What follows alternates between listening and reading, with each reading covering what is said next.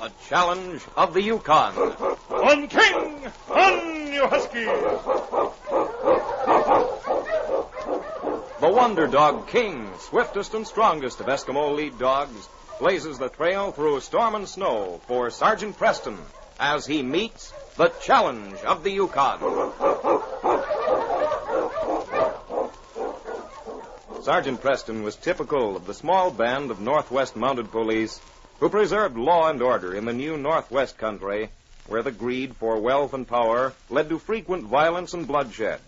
But in spite of the odds against them, Sergeant Preston and his Wonder Dog King met that challenge, and justice ruled triumphant.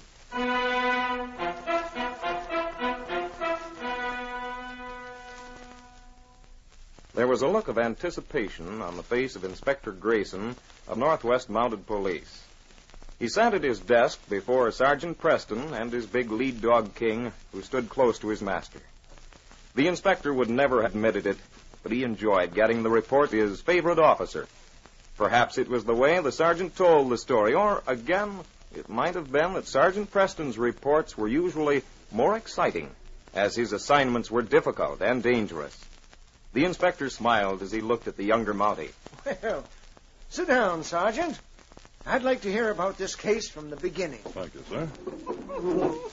Lie down, King. I hear. Yes, sir. Well, let's have the story from the very beginning, The last time I saw Sam Higgins, he was in the Gold Nugget Bar drinking with his friend and neighbor, Nate Smith. Nate was younger than Sam. They'd known each other for a long time. When they saw me, they called me over to their table. Boy, there's Sergeant Preston. Hey there, Preston. Come on over and sit with us. Thanks, Nate, I will. Oh, hello, Sam. Well, how are you, Sergeant? Sit down. Say, whose Parka is this on the back of this chair? That's Nate's. Imagine anybody his age getting a red parka. It ain't any funnier than the red tunics the Mounties wear in summer. Besides, I do a lot of hunting. And nobody's going to take me for a bear or a moose if I'm wearing red. People can sure see a mile away in that thing. Looks like a... Sam is treating tonight. Why, no thanks, I'm on duty. How's your mind doing, Sam? Getting better all the time. Good. He's got a gold vein running through there that's the richest one I ever saw. Sam's going to be a millionaire. I sure hope so. Glad to hear it, Sam.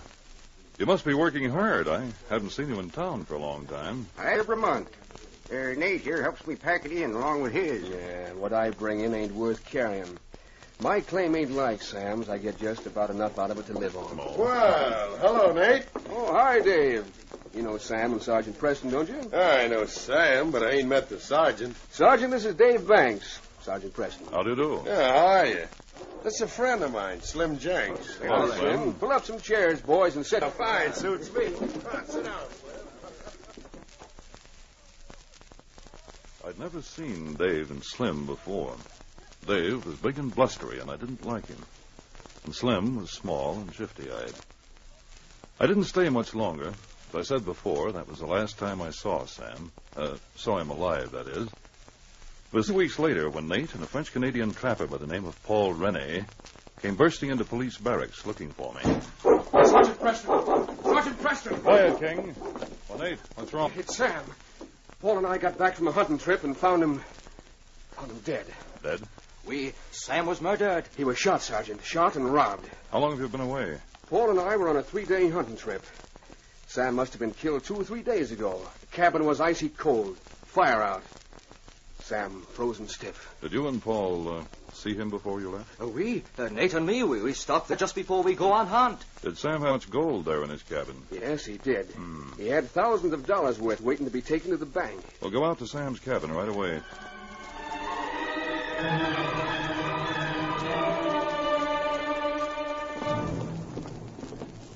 Here he is, Sergeant. We put him on the cot.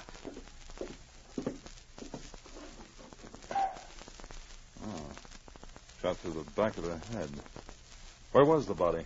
Someone shoot him from outside, I think. He was on the floor beside that chair at the table. He was shot through that window. See? Pane's broken. We have not noticed these. There must be tracks around here somewhere. Going outside and look around. Come on, King. Well, I'll go with you, Sergeant. All right, Nate. Sam was my best friend. I'd like to get my hands on the dirty rats that did this. They made no attempt to hide their tracks. Look here, under the window. Hey, look, Sergeant, over there. They had a sled and dog team waiting. Yes, the tracks lead to the cabin. There were 2 men. Should be hard to trail them. No, Nate. I'll go back and get my supplies and my dog team. I'll leave today. Sergeant, would you do me a favor and take me along? Sam was such a good friend. If I could just help catch the no-good curs who did this... Of course you're welcome to come, Nate. I'll appoint you a special deputy. I know how you feel. Thanks, Sergeant. I'll get ready. We'll start once. Here, King. Here, boy. Nate and I started out following the clear trail that had been left for the murderers. They'd made no attempt to hide it, so I thought they were depending on speed and a 24-hour start. Nate ran beside me in his red Parka. King knew we were on someone's trail and kept the dogs moving at a stiff pace. We stopped at a small cabin after dark. Whoever owned it had left, but a fire was set, and the door left unlocked. We turned in early that night. I fell into a sound, dreamless sleep. It had been around midnight that I was awakened by King's growling. Quiet, King. Nate, what's wrong? That dog of yours don't sleep very sound, does he? I just got up to get a drink of water. Well, that's funny. I don't see why King would growl at you. What's wrong, boy? Someone prowling around the cabin or something? Someone out there, fella? Well, maybe I better have a look. Someone out here? Guess not. Maybe he just had a bad dream. Maybe, but that growl isn't talk. Looks as if he just about can. Well, it's quiet now. I guess there's nothing to worry about. Good night, Nate. The men we were trailing left a clear track that was almost like writing in the snow. It was the 3rd day out, and we were going along at a fast clip, and a snowshoe rabbit darted out of some rocks ahead. Quickly, Nate jerked up his gun and fired. He missed the rabbit, but the shot blew up some snow just ahead of King. I turned on him furiously. Nate, you fool! That bullet just grazed King's head. What? Oh, no, Sergeant. I missed him by a mile. I'm a good shot, you know that. Oh, King! Hurry, Husky! You weren't a good enough shot to hit that rabbit. Now, don't try anything like that again. Next time you shoot, don't aim at anything in front of my dog team. Gosh, Sergeant, I'm sorry. The rabbit came out of there so quick, I didn't have time to think. All right, Nate. Sorry I lost my temper. On King! On, you husky!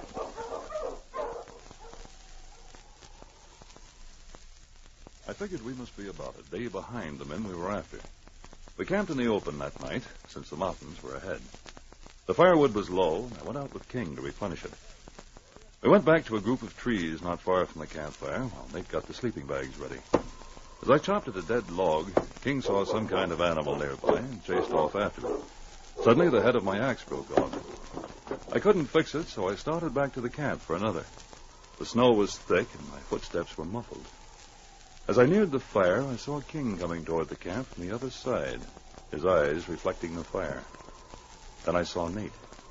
He was standing beside a tree, and his rifle was aimed at King. I sprang forward and tackled him just as he fired.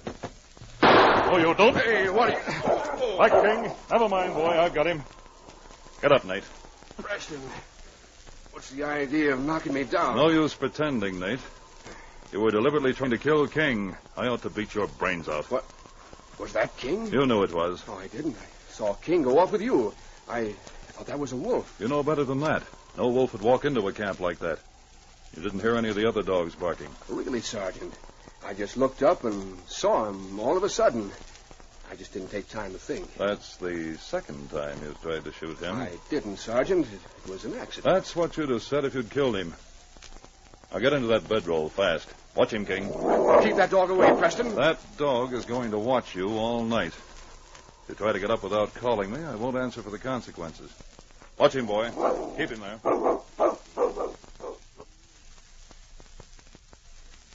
I lay awake that night trying to puzzle this thing out. Maybe Nate was telling the truth. Maybe it could have been an accident. And then I knew. King hadn't trusted Nate from the start. That's why he stayed close to me when Nate was around. That's why he growled at him in the cabin that night. The following morning, we broke camp. It was just before we started on the trail again that I decided to try something. Gosh, Sergeant, I hope you still ain't mad about what happened last night. It was Take off that red parka and put mine on. What? What for? Do it. Preston, why should Come I? on, do as I say and hurry up about it. Well, I don't see why you want me to do it. You're Not afraid, are you, Nate? Afraid? No. No, here. I'll take it off. Here it is. Take this one. Pull the hood up over your head. Oh, just about the same size, Nate. People will take me for you in this red parka. I don't know what you're talking about. Well, if you don't, you won't mind the exchange. All right, Nate, let's go. We started out on the trail. Nate went ahead boldly at first. Then as we neared the edge of the forest, he began to get nervous. In spite of the cold, he perspired, and his eyes took on a hunted look. Sergeant, we better stop here and eat, don't you think? Eat? You can't be hungry yet, Nate. It's early. No, we'll keep on going. On King! On, you huskies! Wait a minute, Sergeant. Oh, Nate, get going. No, I can't. Whoa, on King! Hi, you huskies! Well, Nate, you ready to tell me everything? If you don't, we'll start walking. No, please. There's somebody waiting on the trail ahead. Is that it? No, it's not. Well, then, you shouldn't be afraid. Come on, get going. No, I can't. Tell me then. All right, I'll tell. They're waiting up there behind them rocks in the mountain. Planning to shoot the one who wasn't wearing a red parka. Is that it? Yes. So you were in on the whole thing. You planned Sam's murder. No, I was away on a hunting trip. That's a good alibi, Nate. I didn't say you shot Sam, but you knew he was going to be killed. But why would I come and get you? To lead me into an ambush. They couldn't miss knowing who we were with you in that red parka. You and your pals knew that no other Mountie would be sent on the case while I was on it. Would give you plenty of time to get out of the country if I were killed. No, it ain't true. I'm going to leave my dog team here with you. But I'm handcuffing you to a tree. And King and I will sit around and sit behind this rock. All right, King, let's go. Come on. I left Nate there, and King and I made a big circle and climbed above the place that Nate had pointed out. I was still wearing the red parka. As we approached the rocks near the trail, I saw two men waiting there. I came in swiftly. Are you looking for someone? What? Nate? Stand right where you are. Don't move. Why, it ain't Nate. No. It's only Nate's parka. Why, it's Preston. Don't touch those guns. You're under arrest. Let's get him, Slim. Take him out. Get away, you cur. Stop him. All right, King. Back, fella. I told you not to reach for that gun, Dave. Good work, King. Now, both of you, get going. And that's the report, sir. As you know, I brought all three of them back. Well, that was fine work, Sergeant. I can't understand why Nate didn't kill you himself. Well, sir, he couldn't get near me with King around. Besides, Nate's too cowardly to fight. Dave was the killer. I learned from what they said on the way back that Nate had planned to come back to town with some story about my falling through the ice. Well, no one would have suspected Nate. He had a sound alibi. And everyone thought he was Sam's best friend. His big mistake, sir, was in trying to kill mine. Wasn't it, King?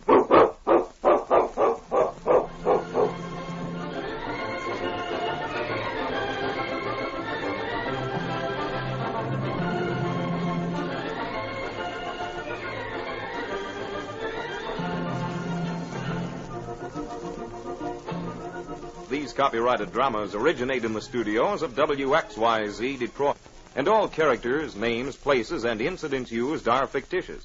They are sent to you each week at this same time. Larry McCann speaking. This is the Michigan Radio Network.